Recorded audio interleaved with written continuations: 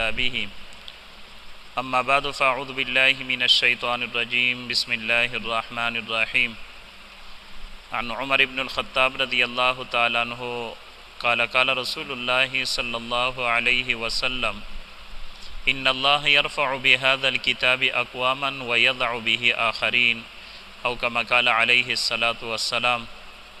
حضرت عمر فاروق رضی اللہ تعالیٰ عنہ دی رسول اللہ صلی اللہ علیہ وسلم ارشاد مبارک نقل کئی. پیغمبر علیہ السلام فرمی چې یقینا الله رب العالمین ډېر خلق ته د دې قرآن مجید په وجه سره عزت ورکوي، ترقی ورکوي، اوچتوله ورکوي.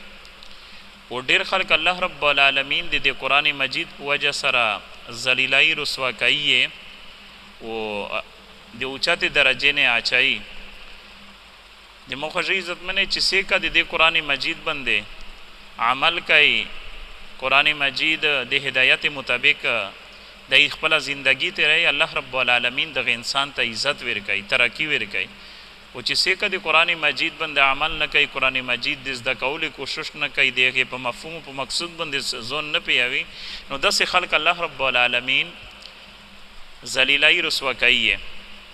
یوه واقعه د حضرت عبدالرحمن بن ابي ابزه رضی الله تعالی عنه یو صحابي ده. عمر فاروق رضی الله تعالی عنه د دنه پښتنه وکړله چې د جنگلات نظیم د سیک مقرر کړه ده. نو دای ورته ویي چې نافع بن عبدالحارث امیر المؤمنین حضرت عمر رضی الله تعالی عنه د دنه پښتنه کوي چې نافع بن عبدالحارث سیک ده. وی چې امیر المؤمنین داغه خو د قرآن مجید ډیر شوی، ان که دا په قرآن مجید باندې ډیر ښه پیږي. امیر المؤمنین حضرت عمر رضی الله تعالی عنہ چې کله د خبره د ابن ابزه ورویدله، ورته چې رسول الله صلی الله علیه وسلم چې کوم فرمان ده چې ان الله يرفع بهذا الكتاب اقواما ويضع به آخرین، یقینا د دې قرآن په وجه سره ډیر خلک الله رب العالمین چې ګي عزت ورکوي او ډیر خلک ذلیلای رسوا کوي. نو د دې قرآن په وجه سره الله رب العالمین حضرت نافع بن عبدالحارث رضی الله تعالی عنہ ته عزت ورکړه ده.